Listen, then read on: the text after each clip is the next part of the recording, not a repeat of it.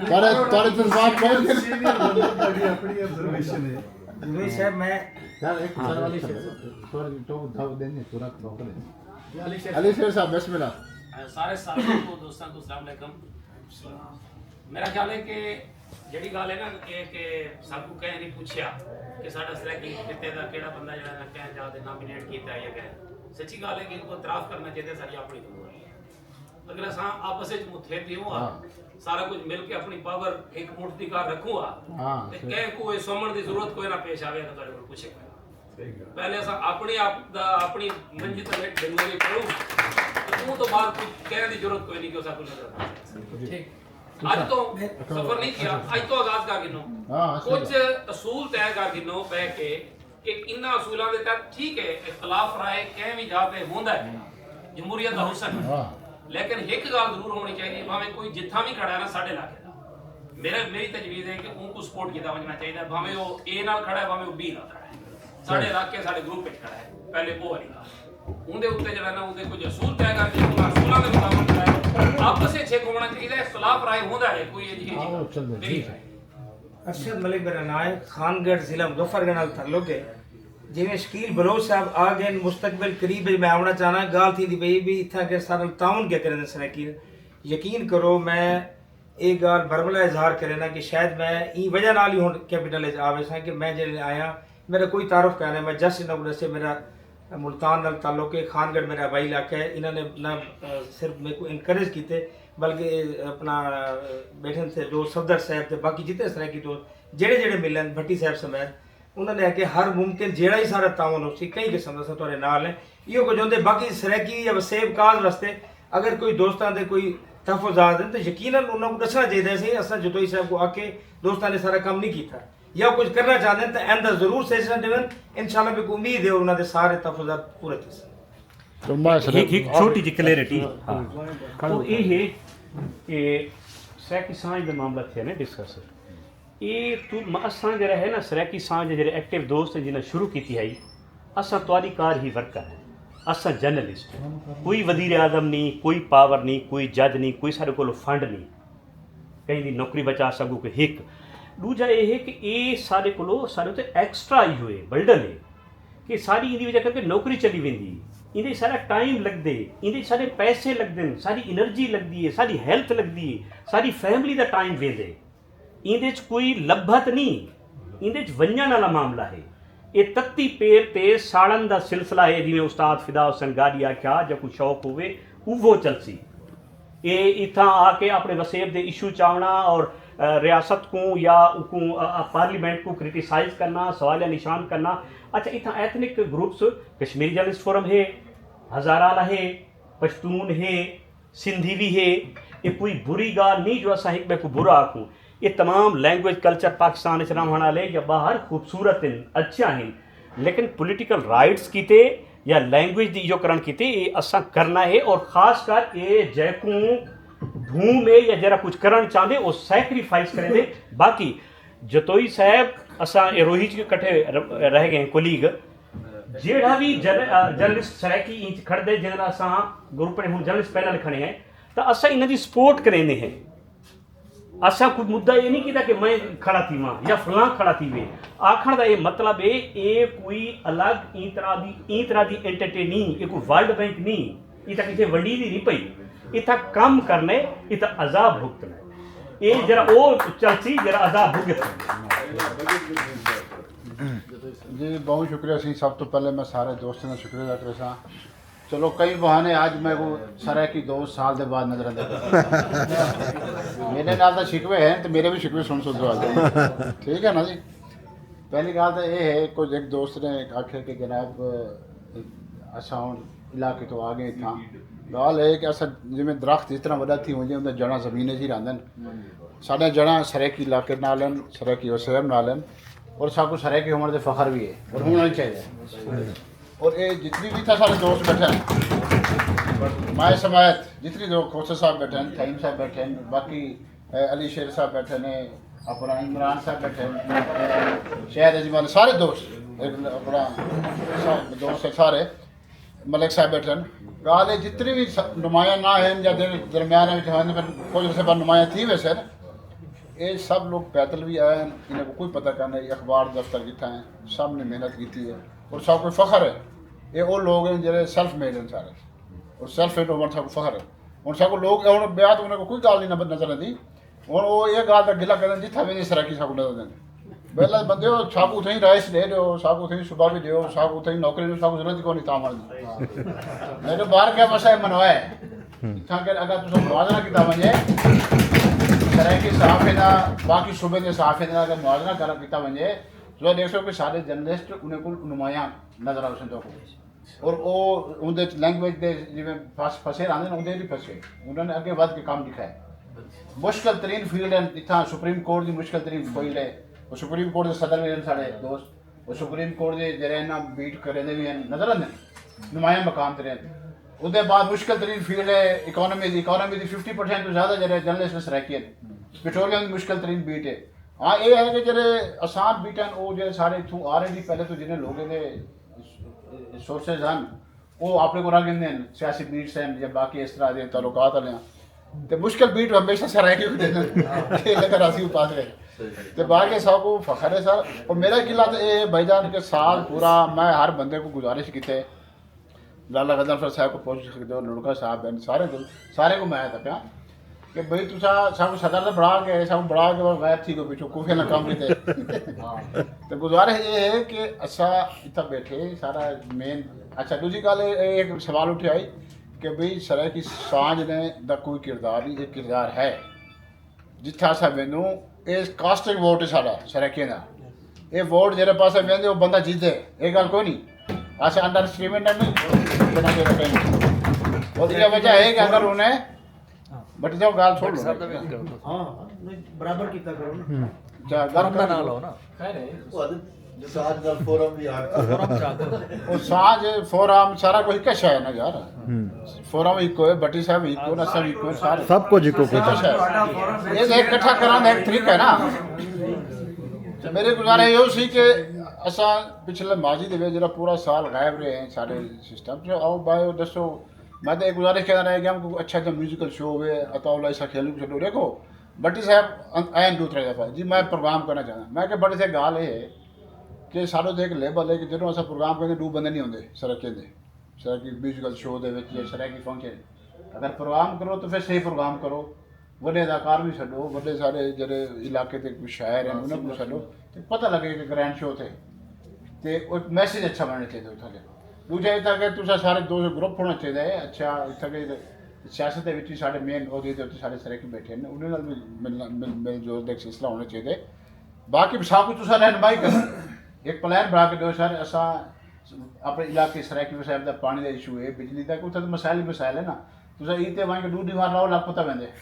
अगर तुसा 3 छुट्टियां गिन के तो एक दीवार आएगी वाला वापस आवे सो यानी कि ये मसाइल है जरा जुल्म ज्यादती उसा थी पी है हर हवाले के नाल इतना बह के सब सोचे वन सकते अस किस तरीके उत्थे इलाके की खिदमत कर सकते हैं किस तरीके इतों जो पॉलिटिशियन उन्हें कोई ऐसा सारे पॉलिटिशियन की हालत ये है अगर कोई कमेटी भी हो तो उन्हें को नहीं कोई सरोकार ही कहने कि तुम रब्ता करें या हमें कोई थोड़े दसो यार क्या करना होते वो वैसे अकले कोलन सारे ये वजह है कि इलाका पसमा दे साढ़ा तो इस वास्ते कोई इस तरह की कोशिश करके इंशाल्लाह कोशिश सारे दोस्त मिल के करे सन तो अगू तो वध सकूँ इलाके की भी खिदमत कर सकूँ तो एक आखिरी शेर है मेरे गुजारिश का कि वो है तो उर्दू का शेर कि शिकवा जुल्मत शब से तो बेहतर था अपने हिस्से की शम्मा जलाए जाते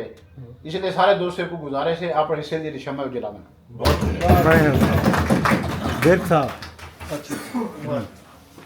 बिस्मिल्लाहिर्रहमानिर्रहीम साथियों असल च कुछ चीज़ां ये ने कि जड़ियां ट्रैक तो हट के भी गुफ्तगू होती रही है असल च मकसद ये कि ये इकट्ठ इस वास्ते रखा गया सी कि साडे जेडे दोस्त है ना असी आपस च इकट्ठे होइए भट्टी साहब ने साडे भाई ने राणा बराड़ खालसा साहब ने साडे भाई ने और जदों मैं इत्थे आया ते उदों सूरत हाल ये सी कि सारे दोस्त कहते सर ते सानू इत्थे कोई सीट ही नहीं मिलदी सानू उहदा नहीं मिलदा असी इकट्ठे नहीं हो सकते ते असी कोशिश कीती 2-4 असी मतलब मीटिंगां कीतियां सफर क्लास राज जफर भट्टी साहब ने राणा साहब ने लेकिन ये कि कोशिश के बावजूद भी दोस्त उस तरह इकट्ठे नहीं हो सके लेकिन कुछ ना कुछ बेहतरी ज़रूर हुई देखो मेरे सीनियर मौजूद ने रियाज सलीम साहब ने इमरान वसीम साहब मेरे यूनिवर्सिटी तो दोवें सीनियर ने और बहुत सारे दोस्त ने एक बड़ा बड़ा ਨਾਂ है इन्होंने लोगों का इतने मतलब सारे उतों वसेब तो आए ने बड़े टैलेंटेड लोग ने और असी भी उतों आके अलहमदुलिल्लाह देखो अज 2 सीटां ਜਿਹੜੀਆਂ मेन ने Rawalpindi Islamabad union of journalist का सदर मेरा तलक भी 52 नगर तो है नेशनल प्रेस क्लब के सदर जतोई साहब जिन्हों का तलक मुजफ्फरगढ़ तो है ये कोई छोटी गल तो नहीं है साडे इलाके वास्ते दो ब्यूरो चीफ तो सारे को मौजूद हाँ बिल्कुल देखो ना हर अदारे दे ब्यूरो चीफ बाकी अद्धे को ज्यादा ब्यूरो चीफ सैकी हैं हाँ बिल्कुल ते ਇਹਦਾ मकसद सिर्फ ਇਹ ਵੇ ਕਿ ਅਸੀਂ ਇਕੱਠੇ ਹੋਈਏ ਸਾਫ਼ ਜ਼ਾਹਰ ਸਾਡੇ ਇਲਾਕੇ ਨੂੰ ਸਾਡੀ ਜ਼ਰੂਰਤ ਹੈ ਅਸੀਂ ਅਗਰ ਇਸਲਾਮਾਬਾਦ ਬੈਠੇ ਹਾਂ ਤੇ ਸਾਨੂੰ ਆਪਣੇ ਇਲਾਕੇ ਵਾਸਤੇ ਵੀ ਸੋਚਣਾ ਚਾਹੀਦਾ 70 ਕਲਾਸਰਾ ਤੋਂ ਜਿਹੜਾ ਹੈ ਉਹ ਤੁਹਾਨੂੰ ਪਤਾ ਕਿ ਕੰਮ ਬਹੁਤ ਜ਼ਿਆਦਾ ਹੀ ਜਿਹੜਾ ਚੁੱਕ ਜਾਂਦਾ ਹੈ ਉਹਦਾ ਆਪਣਾ ਸਟਾਈਲ ਹੈ ਨਾ ਤੇ ਇਸ ਵਾਸਤੇ ਇਹ ਵੇ ਕਿ ਸਾਫ਼ ਜ਼ਾਹਰ ਜਿਹੜੇ ਸਾਡੇ ਨਵੇਂ ਦੋਸਤ ਹਨ ਸਾਨੂੰ ਉਹਨਾਂ ਨੂੰ ਸਪੋਰਟ ਕਰਨੀ ਚਾਹੀਦੀ ਹੈ ਜਿਹੜੇ ਇੱਥੇ ਨੇ ਜਿਨ੍ਹਾਂ ਦੇ ਬੇਰੁਜ਼ਗਾਰ ਨੇ ਅਗਰ ਕਿਸੇ ਦਾ ਕੋਈ ਪ੍ਰੋਬਲਮ ਹੈ ਉਹਦੇ ਵਾਸਤੇ ਸਾਨੂੰ ਕੋਸ਼ਿਸ਼ ਕਰਨੀ ਚਾਹੀਦੀ ਹੈ ਇਸ ਕੱਟ ਦਾ ਮਕਸਦ ਇਹ ਵੇ ਕਿ ਅਸੀਂ ਇਕੱਠੇ ਹੋ ਕੇ ਜਿਹੜੇ ਸਾਡੇ ਮਸਾਇਲ ਨੇ ਉਹਨਾਂ ਨੂੰ ਹੱਲ ਕਰੀਏ ਇੱਕ ਦੂਸਰੇ ਨੂੰ ਸਪੋਰਟ ਕਰੀਏ ਜਿਹੜੇ ਦੋਸਤ ਬੇਰੁਜ਼ਗਾਰ ਨੇ ਉਹਨਾਂ ਦੀ ਕੋਈ ਨੌਕਰੀ ਦਾ ਬੰਦੋਬਸਤ ਕੀਤਾ ਜਾਏ ਜਿਹੜੇ ਨਵੇਂ ਲੋਕ ਆਉਂਦੇ ਨੇ ਉਹਨਾਂ ਨੂੰ ਕੋਈ ਮੌਕਾ ਦਿੱਤਾ ਜਾਏ ਜਿਵੇਂ ਦੋਸਤ ਕਹਿ ਰਹੇ ਸਨ ਕਿ ਜਦੋਂ ਅਸੀਂ ਆਏ ਮੈਂ ਆਪਣੀ ਗੱਲ ਕਰਨਾ ਕਿ ਜਦੋਂ ਮੈਂ ਇੱਥੇ ਆਇਆ ਸਾਂ ਤੇ ਮੇਰੇ ਸੀਨੀਅਰ ਇੰਜੀਨੀਅਰ ਤੋਂ है सर लेकिन इधर भट्ट साहब जनाब अफसर भट्ट साहब को हम खुश आमदीद कहते हैं आज रफीलों की तो कर लिया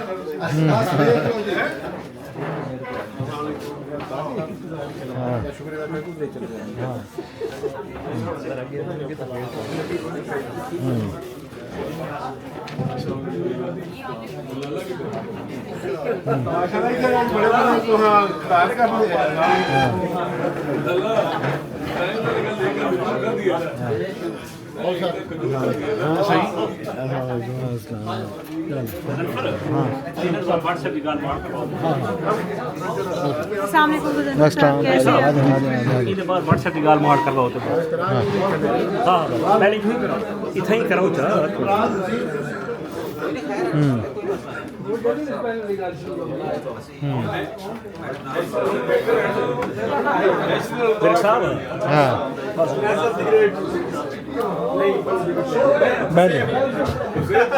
थोड़ा गलबात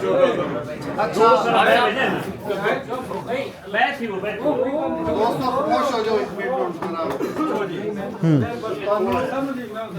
जदोई साहब ने दसिया सी साफ ज़ाहिर है कि इलेक्शन का जी कंपेन है जारी है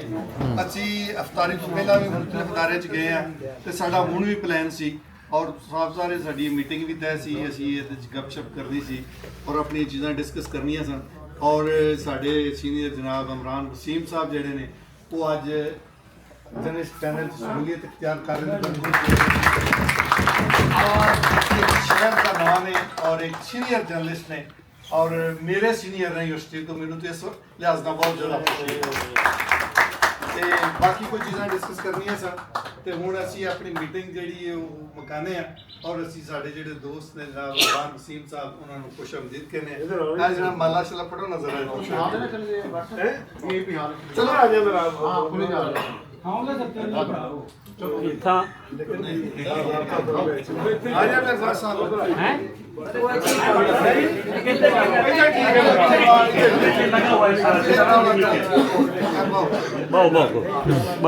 इतना बैठ रहो इधर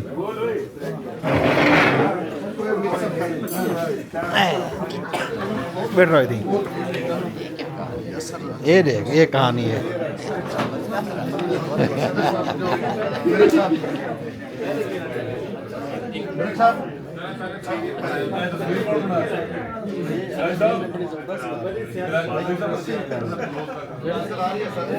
ये सही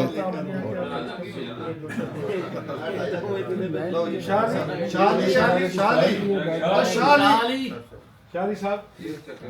ये है राज मोस्ट वेलकम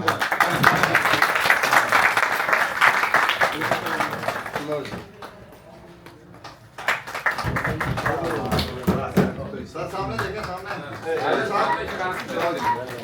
यार ये वाली स्पीच आइए सामने तो जी अनुराधा साहब आओ ना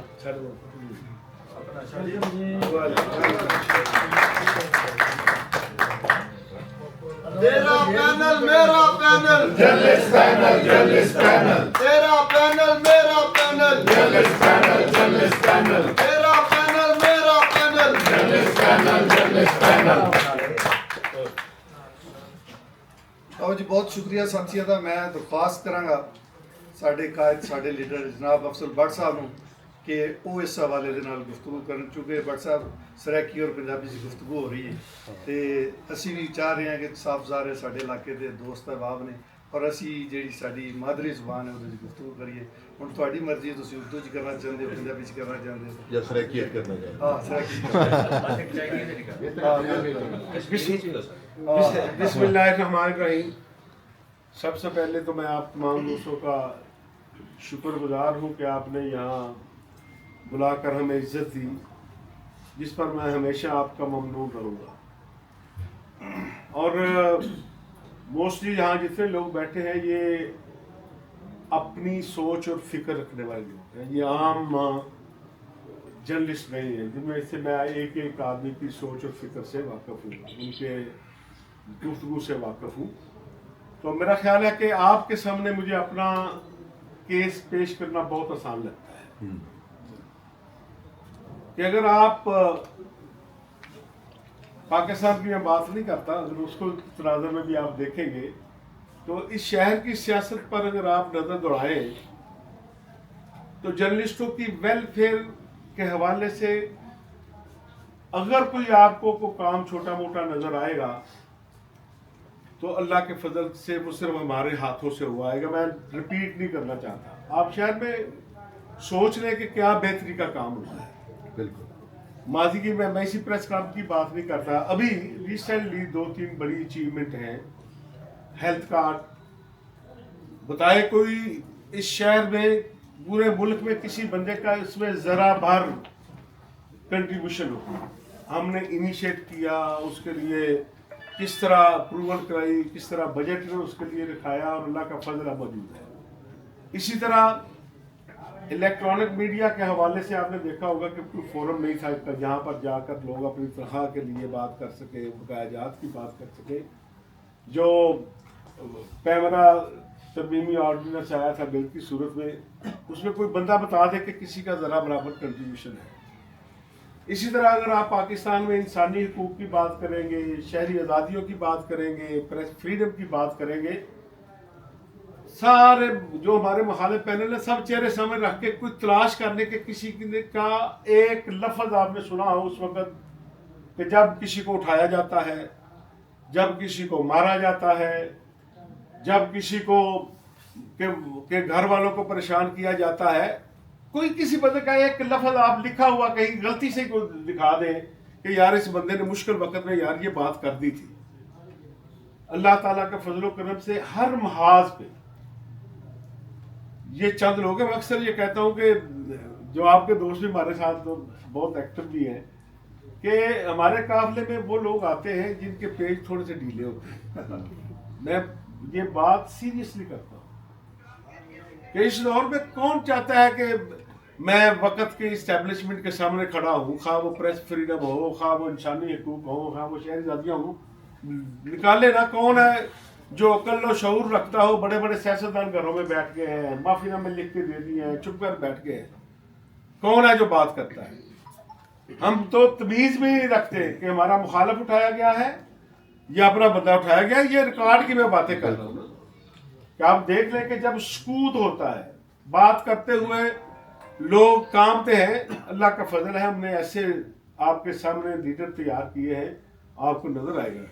इसी तरह कौन चाहता है कि किसी मालिक के साथ मेरा झगड़ा हो? ये केवल तारक मीरक साहब की मैं बात करता हूँ। ITNE से सिर्फ इस साल कितना जी 65 करोड़ रुपए वर्कर को इसने दिलाए तारक मीरक ने। ग्रेट, वाह। ये कार के अदालती फैसले हैं, ये हम कोई जुबानी बात तो नहीं कर रहे आपके साथ।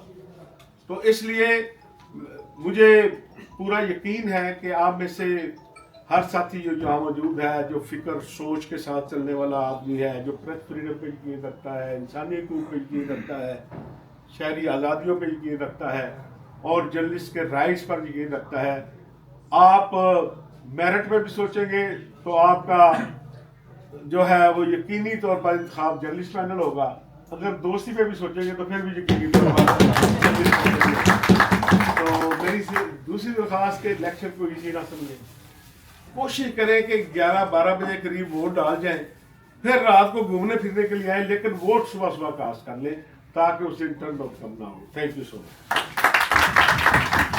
बहुत शुक्रिया भट्ट साहब। मैं दरख्वास्त करांगा जनाब मेरे सीनियर ने यूनिवर्सिटी तो और मैनू तो बहुत ज़्यादा इस लिहाज नाल खुशी है कि असी इन्हां को बहुत कुछ सीखा भी है। तो मैं इमरान वसीम साहब को दरख्वास्त करांगा और हम भी जब कोई अपडेट देखनी होती है तो फिर इमरान वसीम को सुनते हैं। मैं कहता भी उसे एक बहुत बड़ा नाम इमरान वसीम। बहुत बहुत शुक्रिया अपना अफजल भट्ट साहब और हमारे विरक साहब का भी और जुदोई साहब का भी। मुझे बुलाया अपने विरक साहब ने, तो जो यहाँ पे मेरी इज्जत अफजाई हुई मुझे इसकी तवक्को नहीं, मतलब ये सारा अनएक्सपेक्टेड था यार। बाकी सियासत में मैं कभी ऐसे फोरम के ऊपर मैंने गुफ्तगू नहीं की, स्पीच नहीं की, पहला मौका है, तो इनका शुक्रगुजार भी हूँ। और सियासत में कभी मुतहरक नहीं रहा, प्रेस क्लब की सियासत में, लेकिन आखिरी बार मुझे याद है कि भट्ट साहब ने नॉमिनेट किया था आसिफ रशीद चौधरी साहब को नायब सदर के लिए। उनके लिए मैंने सारा दिन ठहर के यहाँ पे कैंपेन की थी और मेरे ख्याल में ये साहबा जो है वो इस चीज़ की गवाह होंगे कि सुबह से लेके शाम तक जब तक पोलिंग का वक्त नहीं खत्म हुआ था, सारा दिन अपने पाँव पे ठहर के जो भी दोस्त आ रहे थे सुप्रीम कोर्ट के, उनसे उनका वोट भी जो है वो मांग रहे थे। बाकी इंशाल्लाह मैंने भट्ट साहब से भी कहा था, विक साहब से भी कहा था, तो इनके साथ हैं और प्रेस क्लब की सियासत में भी इनके साथ हैं और इनका शुक्रिया भी अदा। बड़ी अच्छी बात है, इमरान वसीम ने कहा था कि अब बाकी एक और चीज़ पे सर आपकी बात टोक रहा हूँ, IT आने के बाद के विक साहब के जो एफर्ट्स उसमें हैं, जाहिर सी बात है साथियों के लिए उन्होंने की हैं और वो इससे ज़्यादा भी करने के लिए उनके अंदर जज्बा होगा। मेरा जो केस था बोल के हवाले से, उसमें भट्ट साहब का जो किरदार है वो मुझे पता है कि कितना इन्होंने वहाँ पे पैम्ब्रा की कौंसिल में बैठ के सपोर्ट किया और कौंसिल से हट के जब इंफॉर्मेशन मिनिस्ट्री में जाना था, वहाँ पे बात करनी थी, वहाँ पे भी सपोर्ट किया। तो कितने पैसे मिले? जो मेरा हक था ना, उससे ज़्यादा मिले। अल्हम्दुलिल्लाह।